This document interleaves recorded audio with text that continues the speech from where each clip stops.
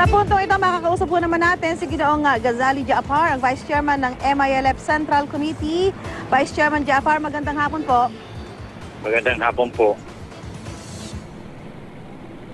At maraming salamat po sa inyong paunlak. Sir, meron na ba kayong, nakatanggap po ba kayo ng kopya ho ng Mama Sapano report, yung galing ho dito sa DOJ?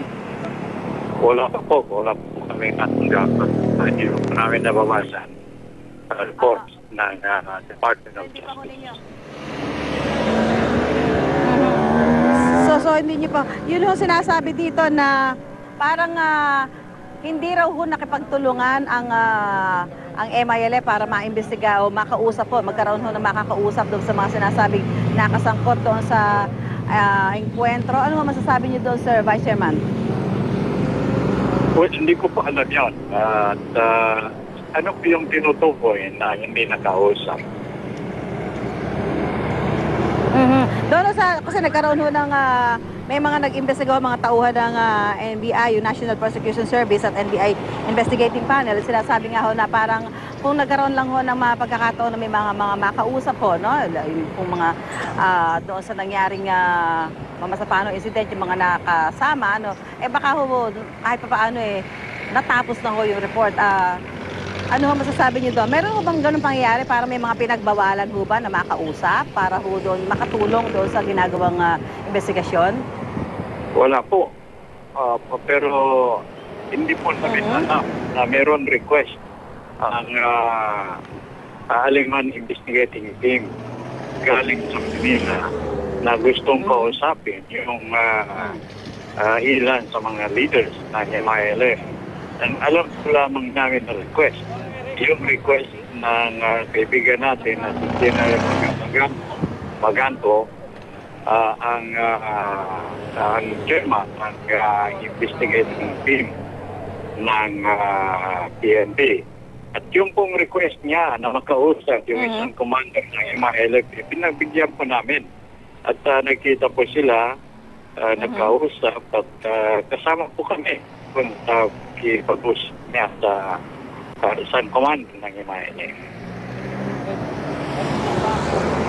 Opo.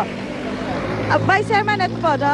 Gusto ko lang kukunin yung reaction nyo doon sa sinasabi ni Secretary Leila de Lima na sabi ho niya, maituturing daw po na war crimes ang sadyang pagpatay sa ilang SAF commandos na sumusuko na. Ano ang reaction nyo dyan, Vice Chairman?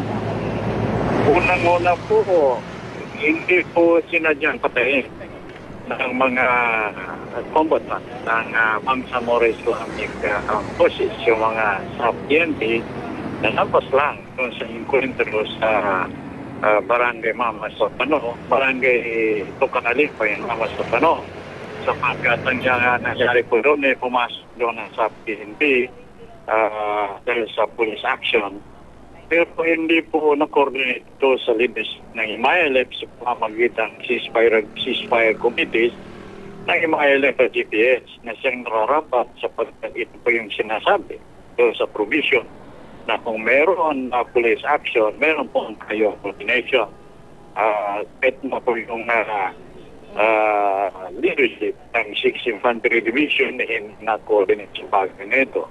At yung pong ginawa ng mga combatant namin na pagkipaglaban sa PNP ay ginawa niyo sa ngalan pagtago sa sarili nga sapagkat kahit sinong tao na nagmiligro ang buhay ay kailangan pa ipagtanggol niya ang kanyang sarili. So, wala ho kayo nakikita doon na parang paglabag o violation ho nito ng mga miyembro ng MILF doon sa nangyaring enkwentro? Wala po. Sapagkat alam po ninyo, ang mga bagay na lalabag sa provision ng ceasefire agreement kapag ginawa ng 5 miyembro o sino mga miyembro ng MILF, yung kidnap, ransom, hold up, rape, arson, murder, at iba pa na mga common crimes na hindi saklaw ng ceasefire agreement. Pero yung pong ginawa nila, na ipagtanggol ang kanilang mga sarili, ay hindi po kriminal yun. Sapagkat hindi po murder. Sapagkat ang murder po ay pinagpaplanuhan ng gumawa at walang laban yung pinatay. In that case, pinasok po sila at dumating doon na bumari sa kanila, mga armado. At kung tutusin, mas high-powered ang mga armas na mga sa PNP na pumasok doon at pinanil itong mga komodat ng Himayele. Opo, Vice Chairman, yung sinasabi din ho sa report na yun ho nga ginawa. Hindi ho ba paglabag yung ginawa ng mga miyembro ng MILF na kinuha po yung mga armas ho ng mga namatay na SAP Comando at sa katunayan, meron pa nga daw ho nga talagang mga hindi na ibabalik na armas hanggang sa mga oras ito. Sa kabila ng para naging panawagan pa nga at pag-apila para ibalik ho yung mga nawalang armas nitong mga SAP Comando. Ano po ang reaksyon niyo doon? Meron na po kayong binalik ang leadership ng MILF ng mga armas. Kabilang sa mga ng SAP PNP. Labing ito at so ng mga armas na sa kamay ng MILF. At yun pong ginawa hindi po pagnanakaw yun.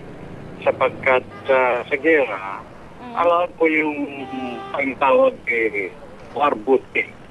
At sa Islam, ang tawag dyan ganima. At hindi po pagnanakaw. Yung Vice Chairman, yung isa din ho sa sinasabi dito na talaga parang wala naman hong masama kung hindi na nakipag-coordinate dahil unang-una, ito hong kanilang target ay nasa teritoryo po ng MILF. Sa tingin niyo ba talagang dapat ho ay nagkaroon ho ng pakikipag-coordination pa sa inyo bago isinagawa ho yung operasyon? Opo, yun po ang nararapat. Ang totoo po kung bakit hindi nila pinaalam ito sa MILF sa pamamagitan ng ceasefire committee ng MILF at ceasefire committee ng DPS. Sapagkat hanggang ngayon, kahit na mayroon pong agreement ng MILF at Pilipinas, ay tinuturing ni Gina Piñas ang MILF na laban at wala siyang tiwala sa MILF. At pangalawa, doon po sa plano, ayon sa information namin, ay tinuturing na yung MILF na kalaban. So nangangahulugan na yung MILF na makita doon sa area ng encounter area, babarilin talaga sa pagtuturing sa nilang kalaban at hindi partner in peace. Okay. Maraming salamat po, Vice Chairman Gonzalo Jafar at magandang hapon po sa inyo. Maraming salamat po. Maraming salamat po. Maraming salamat sa inyo.